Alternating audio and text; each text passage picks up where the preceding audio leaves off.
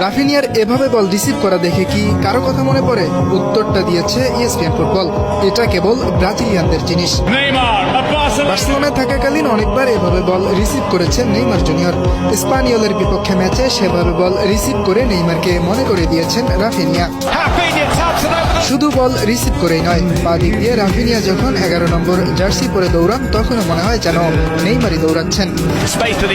চলতি মৌসুমে দুর্দান্ত ফর্মে আছেন রাফিনিয়া। সবশেষ মৌসুমে 37 ম্যাচ খেলে রাফিনিয়া করেছেন মাত্র 10 গোল, অথচ চলতি মৌসুমে মাত্র 15 ম্যাচ খেলেই করেছেন 11 গোল। আছে দুটি হ্যাটট্রিকও।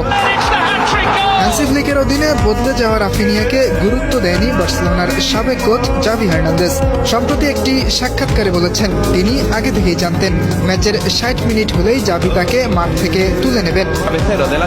এটা হাস্যকর হলেও সত্যি।